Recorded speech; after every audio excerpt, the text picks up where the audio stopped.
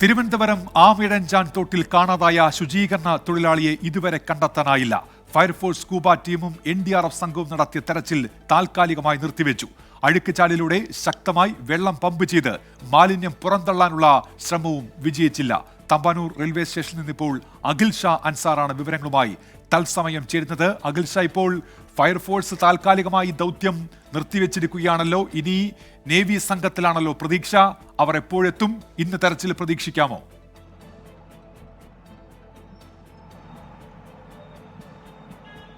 ഉമേഷ്, രാത്രി 9:30 നേവിയുടെ പ്രത്യേക സംഘം തിരുവനന്തപുരത്ത് എത്തും എന്നുള്ളതാണ് നിലവിൽ ലഭിക്കുന്ന വിവരം. അവർ കൊച്ചിയിൽ നിന്ന് തിരിച്ചിട്ടുണ്ട്. പക്ഷേ ഇന്ന് രാത്രി ഇതുമായി ബന്ധപ്പെട്ടൊരു പരിശോധന നടത്തുമോ അല്ലെങ്കിൽ ഏതെങ്കിലും തരത്തിലുള്ള രക്ഷാപ്രവർത്തനം തുടരാൻ കഴിയുമോ എന്നുള്ള കാര്യത്തിൽ ഇതുവരെ വ്യക്തത ഉണ്ടായിട്ടില്ല. നമുക്ക് നേരത്തെ കണ്ടതുപോലെ തന്നെ NDRFന്റെ സംഘം, അതുപോലെ തന്നെ ഫയർഫോഴ്സിന്റെ സ്കൂബ സംഘം ഉൾപ്പെടെ 7:30 ഇതുമായി ബന്ധപ്പെട്ട തെരച്ചിൽ അവസാനിപ്പിച്ചു പോയി. അവർ പറഞ്ഞൊരു പ്രധാനപ്പെട്ട കാര്യം, ഇത്തരത്തിൽ രാത്രി അല്ലെങ്കിൽ ഈ രാത്രിയിൽ ഇത്തരത്തിലൊരു തെരച്ചിൽ നടത്തുന്നത് അല്ലെങ്കിൽ ഒരു ഡൈവിങ്ങിനോ ഒരു സാധ്യത അത് വളരെ ദുഷ്കരമാണ്. അതുകൊണ്ട് തന്നെ ഇന്ന് രാത്രിയുള്ള തെരച്ചിൽ അത് നടക്കില്ല. രാവിലെ 8 മണി മുതൽ വീണ്ടും തിരച്ചിൽ ആരംഭിക്കുമെന്നുള്ള കാര്യമാണ് സ്കൂബ സംഘം ഉൾപ്പെടെ പറഞ്ഞത്. നിലവിൽ നമുക്ക് ഈ ദൃശ്യങ്ങളിൽ കാണുന്നത് പോലെ ഈ ആമിഴഞ്ചാൻ തോട്ടിലെ മാലിന്യങ്ങൾ നീക്കം ചെയ്യുന്നൊരു നടപടിയാണ് കോർപ്പറേഷന്റെ ഭാഗത്തു നിന്നുണ്ടാകുന്നത്. എന്തായാലും നമ്മൾ വൈകിട്ടൊക്കെ പറഞ്ഞതുപോലെ തന്നെ അവരുടെ പരമാവധി ശ്രമിച്ചു ഇത്തരത്തിൽ ഈ മാലിന്യം നീക്കം ചെയ്ത്, അതായത് ഈ റെയിൽവേയുടെ ടണലിൽ ഉൾപ്പെടെയുള്ള മാലിന്യങ്ങൾ നീക്കം ചെയ്ത് അവിടെ ഏതെങ്കിലും തരത്തിൽ ജോയി കുടുങ്ങിക്കിടക്കുന്നുണ്ടോ എന്നുള്ള കാര്യം പരിശോധിക്കാനായുള്ള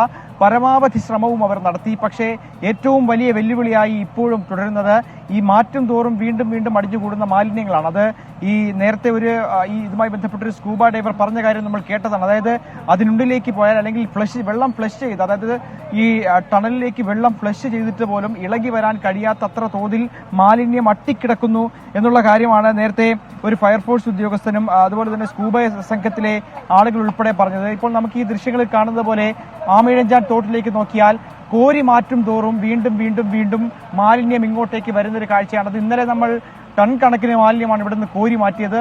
എന്നിട്ടും വീണ്ടും മാലിന്യങ്ങൾ ഇങ്ങോട്ടേക്ക് ഒഴുകിയെത്തുന്നു എന്നുള്ളതാണ് ഏറ്റവും പ്രധാനപ്പെട്ട കാര്യം. എന്തായാലും നിലവിൽ ഫയർഫോഴ്സിന്റെ തെരച്ചിൽ അവസാനിപ്പിച്ചിട്ടുണ്ട്. നാളെ ആയിരിക്കും ഇനി അവരുടെ തിരച്ചിലുണ്ടാവുക. നേവി സംഘം അത് തിരുവനന്തപുരത്തേക്ക് തിരിച്ചിട്ടുണ്ട്.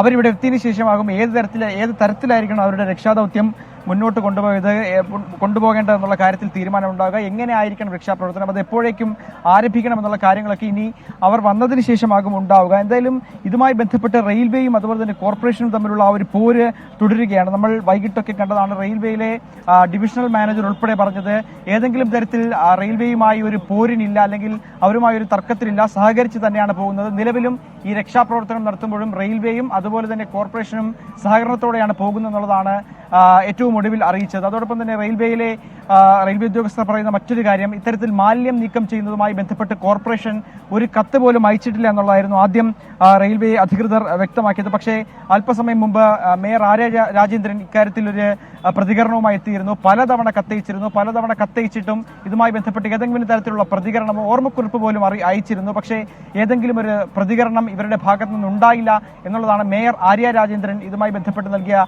മറുപടി. അതിന് പിന്നാലെ ഈ കോർപ്പറേഷൻ അയച്ച കത്തും, അതായത് ഈ മാലിന്യം നീക്കം ചെയ്യുന്നതിന് ആവശ്യപ്പെട്ടുകൊണ്ടുള്ള കോർപ്പറേഷൻ അയച്ച കത്തും മേയർ പുറത്തുവിട്ടിരുന്നു. അത്തരത്തിൽ റെയിൽവേയുടെ ഭാഗത്ത് നിന്ന് കോർപ്പറേഷനാണ് ഉത്തരവാദി എന്നുള്ളതും കോർപ്പറേഷന്റെ ഭാഗത്ത് നിന്ന് റെയിൽവേ ആണ് ഉത്തരവാദി എന്നുള്ള കാര്യത്തിലുള്ള ആരോപണങ്ങളും, അതുപോലെ തന്നെ ഇതിനിടയിൽ ഈ രക്ഷാപ്രവർത്തനത്തിനിടയിൽ തന്നെ പരസ്പരം പോരടിക്കുന്ന രീതി റെയിൽവേയുടെയും അതുപോലെ തന്നെ കോർപ്പറേഷന്റെയും ഭാഗത്ത് നിന്നുണ്ടാകുന്നു. അതോടൊപ്പം തന്നെ പ്രതിപക്ഷ നേതാവും അത്തരത്തിൽ തന്നെയായിരുന്നു മറുപടി. അതായത് സർക്കാരിന്റെ അല്ലെങ്കിൽ കോർപ്പറേഷന്റെ അനാസ്ഥയാണ് ഇത്തരത്തിലൊരു ദുരന്തമുണ്ടാകാൻ കാരണമായെന്നുള്ളതാണ് പ്രതിപക്ഷ നേതാവും വ്യക്തമാക്കുന്നത്. എന്തായാലും ജോയിക്കായുള്ള തെരച്ചിൽ അത് തൽക്കാലം ഇന്ന് ഫയർഫോഴ്സും സ്കൂബ ടീമും നിർത്തിവെച്ചിട്ടുണ്ട്. ഇനി നേവിയാണ് ഇങ്ങോട്ടേക്ക് എത്താനുള്ളത്. ഉന്മേഷ്. അഖിൽ ഷാ അൻസാറാണ് വിവരങ്ങൾ നൽകിയത്. ഫയർഫോഴ്സ് സ്കൂബ ടീം ഇന്നത്തെ തെരച്ചിൽ അവസാനിപ്പിച്ചിരിക്കുന്നു. നേവി സംഘം തിരിച്ചിട്ടുണ്ട്. 9:30 അവരെത്തുമെന്നാണ് പ്രതീക്ഷിക്കുന്നത്. ഇന്ന് തന്നെ അവരുടെ തെരച്ചിൽ ആരംഭിക്കുമോ എന്നുള്ളത് വന്നതിന് ശേഷം, സ്ഥിതിഗതികൾ വിലയിരുത്തിയതിനു ശേഷം നേവി അറിയിക്കുകയും ചെയ്യും.